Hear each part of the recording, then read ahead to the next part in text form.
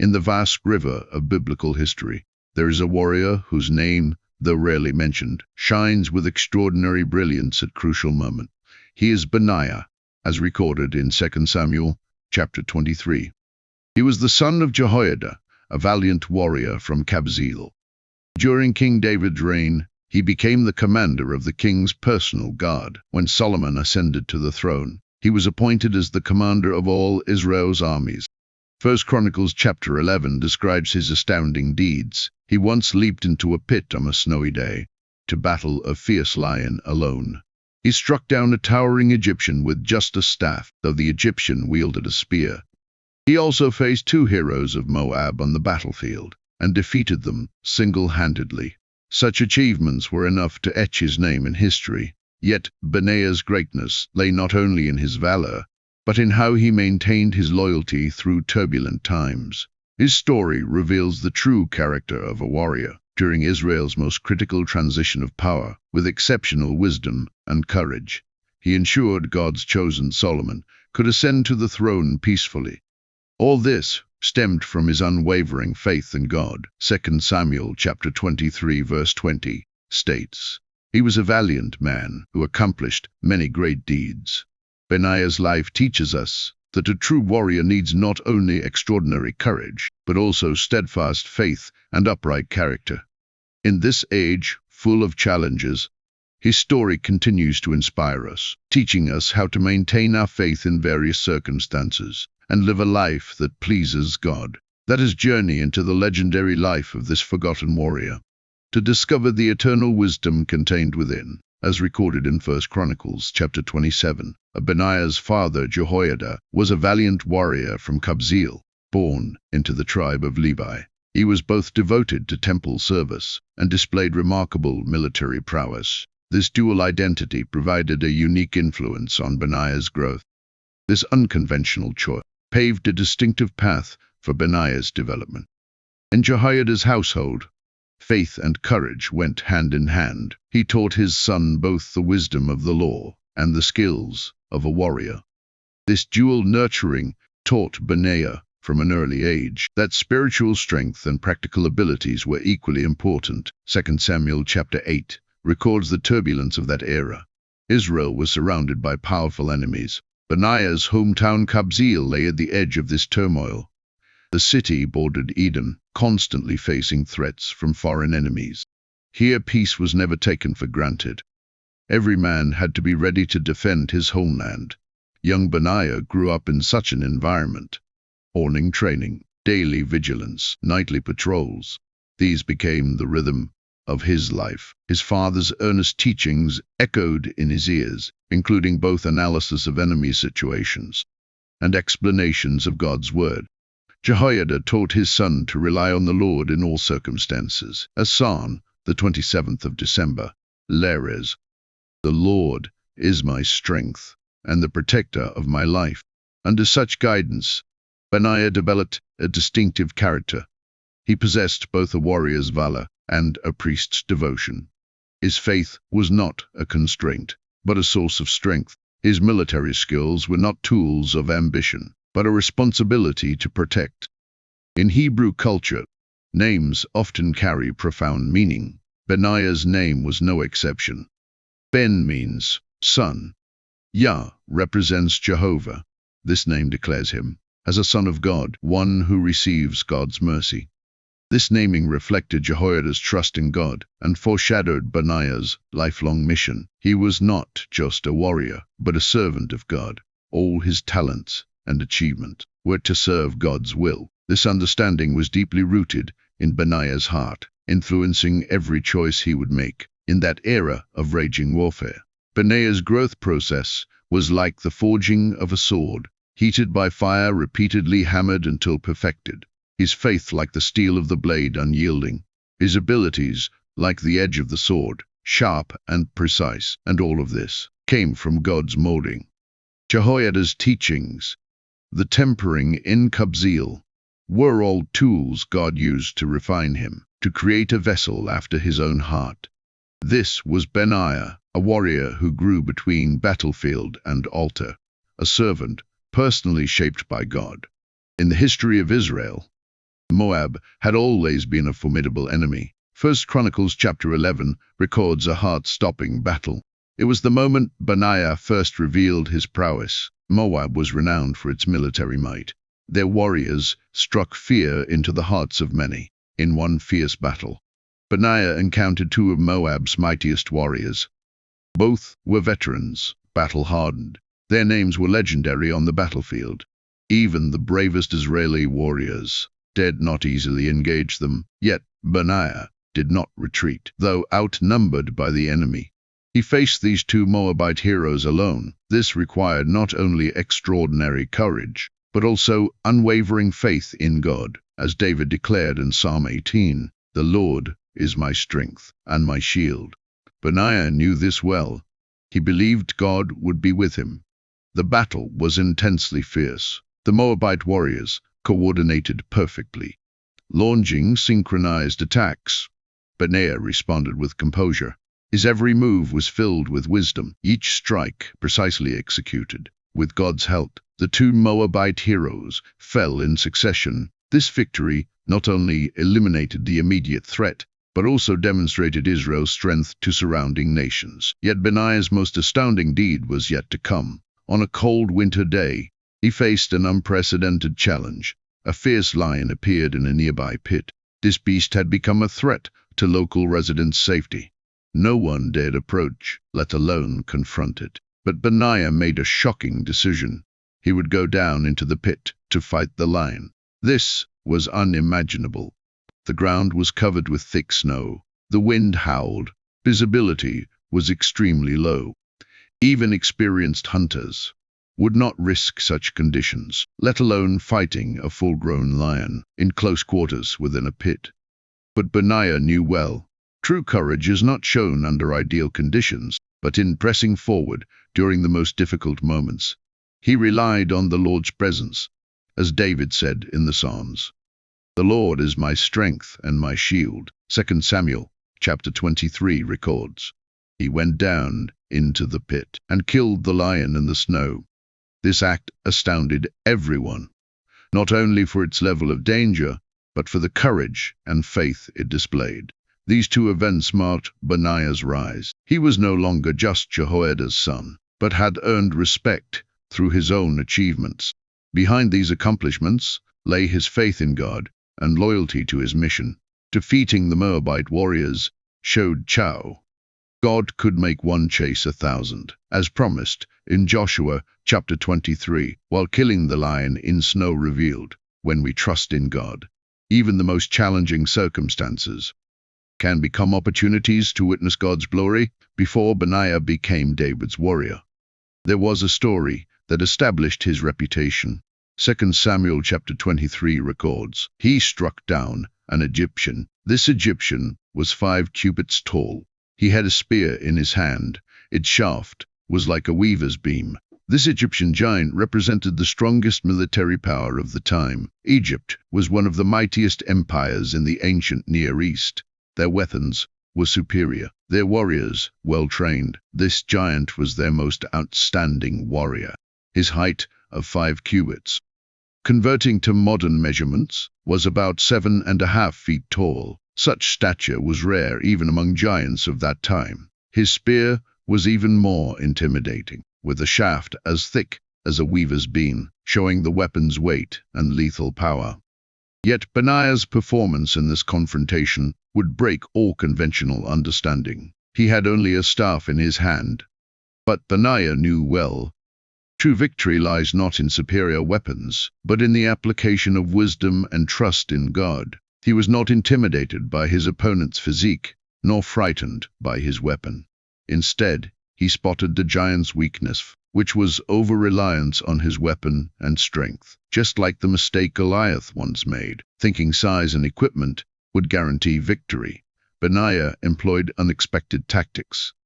He took the initiative, closing the distance quickly. Before the giant could utilize his spear's advantage, he entered close combat range. This tactical choice demonstrated his wisdom, for the spear became a hindrance at close range. Benaiah seized the opportunity, snatched the spear from the Egyptian's hand, and killed him with his own weapon. The significance of this victory far exceeded personal glory. It symbolized Israel's triumph over powerful enemies and showed how God's people, through wisdom and faith, could overcome seemingly invincible opponents.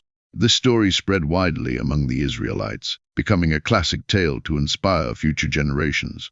It teaches us true warriors don't win by brute force, but by using God-given wisdom. The weak overcoming the strong. Victory through wisdom. As Proverbs chapter 21 says, "A wise man scales the city of the mighty and brings down the stronghold in which they trust."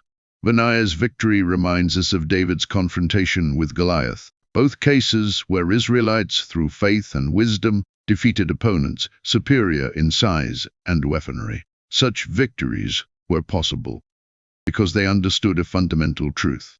As 1 Samuel chapter 17 states, "The Lord saves not with sword and spear, for the battle is the Lord's," after his battle with the Egyptian giant. Benaiah's fame spread throughout all Israel. 2 Samuel chapter 23 records, "He was most honored among the 30. This recognition was hard-earned. David's army gathered the finest warriors of the time. Anyone who distinguished themselves among them had undergone countless life-and-death trials through exceptional courage and extraordinary wisdom. Benaiah gradually stood out among these elite forces. 1 Chronicles chapter 11 tells us, he was listed among David's mighty men. This list recorded Israel's most outstanding warriors. They campaigned with David in all directions, establishing Israel's military dominance. Among this gathering of heroes, Benaiah displayed unique character. He possessed not only extraordinary courage, but also keen battlefield insight. In battle after battle, his performance was always outstanding, whether in direct combat or executing special missions. He always completed his tasks perfectly. Such performance caught David's attention. In Benaiah, David saw a rare quality, the perfect balance between capability and loyalty, as 1 Samuel chapter 16 states. The Lord does not see as man sees. Man looks at the outward appearance, but the Lord looks at the heart. Benaiah's rise was not by chance, but God's guidance and preparation. Each of his promotions in the army revealed God's will. As Psalm 75 says, "Exaltation comes neither from the east, nor from the west, nor from the south. But God is the judge. He puts down one and exalts another." Benaiah's success was not merely a display of personal ability, but a testimony to God's faithfulness. His influence in the army continued to grow, yet he maintained a humble heart. As Proverbs chapter 18 says, "Before honor is humility." Benaiah's humility and loyalty eventually earned him a high position in David's army. He became one of David's most trusted commanders. This position meant great responsibility and even greater challenges. But Benaiah did not disappoint David's expectations. He proved through his actions that he was worthy of such trust. Within David's military system, there was a special force, the Cherethites and Pelethites. They were the king's personal guard. 2 Samuel chapter 20 records, Benaiah was appointed commander of this elite unit. This position carried tremendous responsibility, for they not only protected the king's safety, but also executed his special missions. The guards were carefully selected. They needed not only superior fighting skills, but absolute loyalty. Leading such a force required extraordinary leadership ability. He had to maintain clear judgment and make right decisions in complex situations. 1 Chronicles chapter 18 tells us, "The Lord gave David victory wherever he went, and it was Benaiah's duty to ensure this." He had to guard the king's safety consistently through military and political whirlpools. This was no easy task. The palace was full of undercurrents. Power struggles were everywhere. But Benaiah, with his extraordinary wisdom and steadfast faith, fulfilled this duty perfectly. As Proverbs chapter 20 says, "A king's throne is established through righteousness." Benaiah understood this principle well. He executed his duties with both strength and the warmth of wisdom. He had to uphold the king's authority, while manifesting God's justice. Through test after test, he demonstrated excellent judgment and extraordinary courage, as Proverbs chapter 16 says. The king's heart is in the hand of the Lord. Like the rivers of water, he turns it wherever he wishes. Benaiah understood his duty was not only to protect the king's safety, but to help the king walk in God's will. This understanding made him maintain an upright heart. In handling various affairs, his performance won David's trust and the people's respect. Though this position was full of challenges, it was God's tool to refine him, shaping him gradually into a more mature leader. When David was old and advanced in years, the kingdom of Israel faced a major political crisis. 1 Kings chapter 1 records, Adonijah exalted himself, saying, "I will be king." This ambitious prince, David's fourth son, seeing his father growing weak, began secretly planning to seize the throne. He prepared chariots and horsemen, with 50 men to run before him. This was a carefully planned conspiracy. Adonijah knew well to successfully seize the throne, he needed support from important figures, so he won over 2 key people. One was Commander Joab, the other was priest Abiathar. Both were David's old ministers, influential figures in Israel. Joab commanded the army, wielding great military power. Abiathar was the high priest, representing religious authority. With their support, Adonijah's power grew rapidly. He held a feast by the stone of Zoheleth, inviting all his brothers and all the royal officials of Judah. This location was cleverly chosen, close to Jerusalem, yet not immediately alerting the palace. However, at this crucial moment, Prophet Nathan recognized the crisis. He knew this concerned not only succession, but God's promise. For God had promised Solomon would be king, as 1 Chronicles chapter 22 records. The Lord has chosen your son Solomon to build my house and courts. Nathan took immediate action. He found Solomon's mother, Bathsheba, asking her to remind King David of his oath to make Solomon king. This moment tested everyone's position and revealed each person's character. Though Joab was David's commander, he chose to support Adonijah, bringing to mind Psalm 41. Even my close friend, in whom I trusted, who ate my bread, has lifted up his heel against me. Yet in this political storm, Benaiah stood firmly in the right position, loyal to David and faithful to God's will. As Proverbs chapter 12 says, the root of the righteous cannot be moved. How this crisis would resolve would be revealed at Solomon's coronation. But this process shows us the heart is more deceitful than all else. Only those who maintain uprightness can stand firm in the storm. When Nathan and Bathsheba reported to King David about Adonijah's plot to seize the throne, 1 Kings chapter 1 records, King David immediately made his decision. He summoned Zadok the priest, Nathan the prophet, and Benaiah, commanding them to take immediate action. Have Solomon ride on the king's mule and anoint him king at Gihon Spring. At this moment, Benaiah showed extraordinary courage. He immediately responded to David's command, leading the king's guard to escort Solomon. This decision was full of risk. For Joab, the army commander, stood with Adonijah, but Benaiah knew well, obeying God's will was more important than obeying men. As Acts chapter 5 says, we must obey God rather than men. Under Benaiah's leadership, Solomon safely reached Gihon Spring, where Zadok the priest anointed him king. The trumpets sounded. All the people shouted, "Long live King Solomon!" When this news reached En-Rogel, where Adonijah and his supporters were feasting, they were suddenly terrified. The guests scattered and fled. Adonijah feared Solomon so much, he went and took hold of the horns of the altar. At this time, Benaiah faced a major test: how to deal with these rebels. He needed to uphold the new king's authority while showing God's mercy with wisdom and righteousness. He perfectly executed Solomon's orders, as Proverbs chapter 29 says. The king who judges the poor with truth, his throne will be established forever. After Solomon's coronation, a series of reorganizations began. Benaiah again took on heavy responsibility. He had to execute the new king's judgments against those who threatened the kingdom's stability. 1 Chronicles chapter 29 records, Solomon sat on the throne of the Lord as king instead of David his father, and he prospered.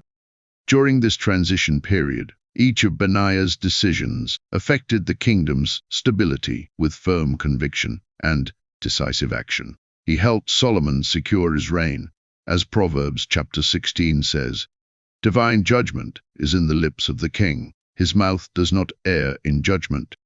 During this period, Benaiah demonstrated excellent judgment. He knew when to be stern and when to show mercy. As Proverbs chapter 20 says, "Mercy and truth preserve the king, and by loving kindness he upholds his throne." With his assistance, Solomon's throne became increasingly secure. Israel entered a new era of peace and prosperity. This process shows us when one is faithful to God's trust and maintains upright character, they can become at crucial moments a turning point in history. In establishing Solomon's dynasty, Benaiah demonstrated outstanding leadership. 1 Chronicles chapter 27 records, he commanded all the armies of Israel. This important position reveals his unique art of leadership. First was his military prowess. He thoroughly understood the art of warfare, knowing how to organize armies, train soldiers. Under his leadership, Israel's army grew stronger, as Proverbs chapter 24 says. By wise guidance you wage war, and in abundance of counselors there is victory. Benaiah was skilled at recognizing and utilizing talent. He knew each person's strengths, assigned suitable positions, maximizing effectiveness. His command ability showed not only on the battlefield, but in daily military administration. He emphasized military discipline while maintaining humanitarian care. As Proverbs chapter 27 says, "Know well the condition of your flocks, and pay attention to your herds." This meticulous management style made the army both powerful and cohesive in handling military affairs. Benaiah demonstrated extraordinary wisdom. He knew how to find balance between strictness and mercy. As Proverbs chapter 11 says, "The merciful man does good for his own soul, but he who is cruel troubles his own flesh." His leadership style combined a soldier's firmness with a priest's compassion. This unique combination came from his family background and personal faith practice. In military reforms, he took a gradual approach, neither hasty nor timid, as Ecclesiastes chapter 3 says. "To everything there is a season, and a time to every purpose under heaven." Benaiah understood. A powerful army needs not only excellent equipment, but upright character. He implemented strict moral standards in the army, requiring soldiers to have not only courage, but also noble character. As 1 Timothy chapter 3 states, "An overseer must be above reproach." These requirements made Israel's army excel not only in combat ability, but set moral examples for the people. In talent development, Benaiah had unique insights. He was good at discovering talent, laying solid foundations for the army's long-term development. As Proverbs chapter 22 says, "Train up a child in the way he should go, and when he is old, he will not depart from it." This foresight enabled Israel's military strength to develop sustainably in faith practice. Benaiah led by example. He knew all achievements came from God's grace. As Psalm 127 says, "Unless the Lord builds the house, the builders labor in vain." He promoted a godly atmosphere in the army, making soldiers serve not only the king, but fight for God. This leadership philosophy made Israel's army different from other nations' armies. They had not only powerful combat ability, but firm faith, This was Benaiah's art of leadership. He used wisdom and faith, perfectly combining military ability with spiritual character. Benaiah's life sets an example for modern leaders. Though his story happened 3,000 years ago, it contains eternal wisdom. First is his way of handling crises. When facing Adonijah's attempt to seize the throne, he demonstrated extraordinary judgment and action. As Proverbs chapter 25 records, it is the glory of kings to search out a matter. This ability to make decisive decisions in critical moments is what modern leaders need most. Second is his method of team building. He was good at discovering talent, developing talent, valuing both ability and character even more. As 1 Timothy chapter 4 says, "For bodily exercise profits little, but godliness is profitable for all things." In modern organization management, this holistic development philosophy is particularly important. Benaiah's art of balancing loyalty and wisdom also deserves our deep reflection. His loyalty to David and Solomon was not blind obedience, but based on understanding God's will. This reminds us of Proverbs chapter 14's teaching. The prudent man considers his steps. This wise loyalty is extremely precious in modern workplace. Benaiah's faith practice gives us important revelation throughout his military career. He maintained fear of God. As Proverbs chapter 9 says, "The fear of the Lord is the beginning of wisdom, and knowledge of the Holy One is understanding." This reminds us, whatever position we hold, we must maintain our foundation of faith. His principles in handling affairs also give us important inspiration. When executing tasks, he had both strong will and compassionate heart. As James chapter 2 teaches, mercy triumphs over judgment. In today's society, this balance of strength and gentleness is particularly valuable. Benaiah's persistence in mission is also worth emulating. In any environment, he never forgot his responsibility. As 2 Timothy chapter 4 says, "Preach the word, be ready in season and out of season. Be diligent." This sense of mission is what modern people need most regarding personal character. Benaiah's courage is especially noteworthy. This was not reckless adventure, but courage built on faith. As Joshua chapter 1 says, "Be strong and courageous. Do not be afraid. Do not be discouraged." Such courage is extremely rare in modern society. Benaiah's interpretation of loyalty also gives us profound inspiration. His loyalty was not for personal gain, but loyalty to God and truth. This reminds us of Psalm 101's words, "I will walk with integrity of heart." This character of loyalty is the virtue most needed in modern society. Benaiah's attitude toward pursuing wisdom is also worth learning. He constantly learned and grew, improving himself through practice. As Proverbs chapter 4 says, "Get wisdom, get understanding, do not forget, nor turn away from the words of my mouth." This spirit of continuous learning is a quality modern people must possess. Benaiah's story tells us, true success is not accidental, but comes from adherence to eternal values. When we review Benaiah's life, we cannot help but be amazed by his achievements. 2 Samuel chapter 23 records, "He was most honored among the 30. This evaluation affirms not only his military ability, but also commends his character.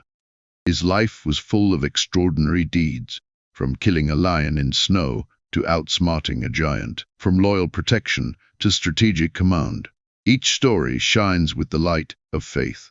As Hebrews chapter 11 says, "Without faith it is impossible to please God." Benaiah interpreted this verse with his life. The key to his success lay not in talent, but in his trust in God.